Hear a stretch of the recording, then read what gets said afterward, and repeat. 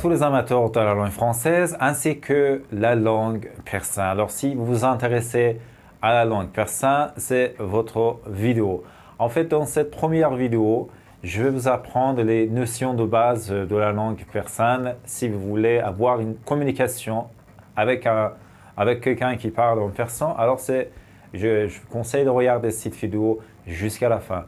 Donc, pour donner une petite historique ou une histoire de la langue persane, vous savez que le persan, c'est une langue indo-européenne. C'est une langue qui ressemble beaucoup à la langue arabe, mais il y a un monde, en fait, entre l'arabe et le persan, tant au niveau de la grammaire qu'au niveau du vocabulaire. Mais vous savez que l'alphabet de ces deux langues se ressemble beaucoup, avec cette différence que en persan, il y a 4 lettres qui n'existent pas en arabe. Alors, ces 4 lettres sont G, P, G, et Tché qui n'existent pas en arabe. Alors, la langue arabe et la langue persane, ce sont deux langues qui s'écrivent en fait de droite à gauche, au contraire de la langue française. Alors, je veux dans cette bonne nouvelle que le persan, c'est une langue très facile à apprendre parce que la grammaire en fait n'est pas tellement compliquée comme la langue française parce que je suis également enseignant du français. Donc, comme on dit en français, en fait, il faudrait commencer par le commencement. Je vais juste en fait commencer par vous apprendre les notions de base de cette langue, c'est-à-dire que si vous voulez avoir une communication avec un interlocuteur persan, que faut-il faire, que faut-il dire? Alors vous savez que pour lier une conversation avec quelqu'un, normalement dans toutes les langues, il est conseillé de commencer par saluer les uns les autres. Alors pour dire bonjour à quelqu'un en persan, vous pouvez utiliser le mot salam.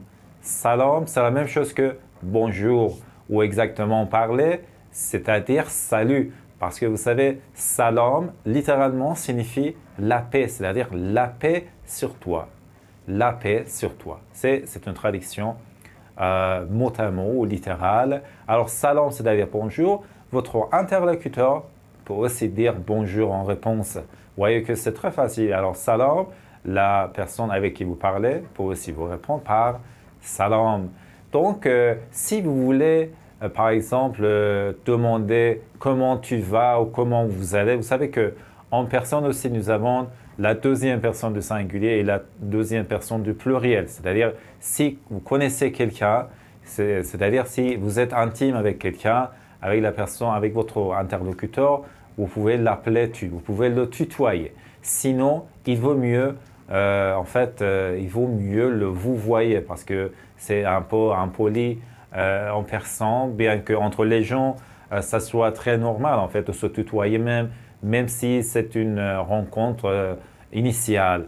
C'est-à-dire c'est la première fois que deux gens se voient, se rencontrent. Mais de toute façon, si vous connaissez quelqu'un, vous pouvez dire Hale to chetore. Hale to chetore. Hal, c'est-à-dire quoi? Hal, c'est-à-dire en français état de santé. État de santé. Hale to. To, c'est-à-dire ton. Alors, ton, ici, c'est un adjectif. C'est un adjectif possessif. Alors, ton état de santé. Chetore. Alors, chetor, c'est c'est une interrogation. C'est un mot d'interrogation qui veut dire, en fait, comment. C'est-à-dire, comment est ou quel est ton état de santé. Alors, le verbe être ici, ça s'exprime par le particule he qui est à la fin de chetor. Alors, chetore, c'est-à-dire comment est ton état de santé. Haleto chetore, c'est-à-dire comment vas-tu ou comment tu vas. Alors, si vous ne connaissez pas, si la personne avec qui vous parlez n'est pas très familière avec vous, n'est pas très intime, par exemple, c'est votre patron, c'est votre directeur, c'est votre professeur d'université, vous pouvez utiliser en fait la deuxième personne du pluriel. C'est-à-dire, vous pouvez utiliser chemin. Chemin signifie la même chose que vous en français. Alors, au lieu de dire hale to chetore, vous pouvez dire hale chemin chetore. C'est plus poli, c'est moins direct. Mais si vous connaissez quelqu'un, vous pouvez lui dire par exemple comment حال تو چطوره au lieu de dire حال شما چطوره. De toute façon, si vous voulez répondre à cette question, si vous allez bien, vous pouvez dire que من خوب هستم. من خوب هستم. من c'est-à-dire je, c'est un pronom sujet. من خوب هستم. خوب c'est-à-dire bon ou bien. Alors هستم c'est-à-dire suis. Alors je suis bien, c'est-à-dire je vais bien. En persan, ça fait من خوب هستم. سلام، حالت چطوره؟ حال شما چطوره؟ من خوب هستم. و شما یا شما چطورید؟ Alors comment on dit شما چطورید? C'est-à-dire et vous, et vous, et vous, comment allez-vous? و شما va c'est-à-dire et شما c'est-à-dire vous. و شما c'est-à-dire et vous. Alors la personne aussi pour répondre par la même façon si elle va bien comme vous. Mais si c'est la première rencontre entre vous et votre interlocuteur, vous pouvez dire que je suis enchanté. Alors, je suis enchanté. Comment on dit je suis enchanté? En persan, vous pouvez dire man خوشبخت هستم ou bien man خوشبختم. Au lieu de هستم, vous pouvez dire c'est-à-dire ajouter le son mais en fait à la fin du verbe man خوشحال ou خوشبخت هستم. خوشبخت c'est-à-dire quoi? خوش c'est-à-dire bon, ok? خوش c'est-à-dire bon. Bart c'est-à-dire chance, c'est-à-dire que j'ai la chance de vous rencontrer.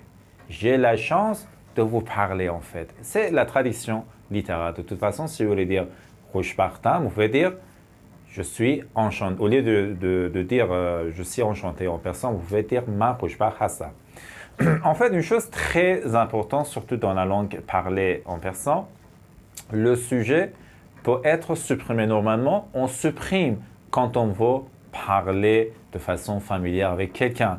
Alors, au lieu de dire man خوشبخت هستم ou man خوشبختم, vous pouvez supprimer je, c'est-à-dire man. Vous pouvez dire خوشبختم. C'est la même chose, c'est à peu près la même chose en français. Vous pouvez dire, au lieu de dire je suis enchanté, vous dites enchanté, c'est-à-dire je suis enchanté.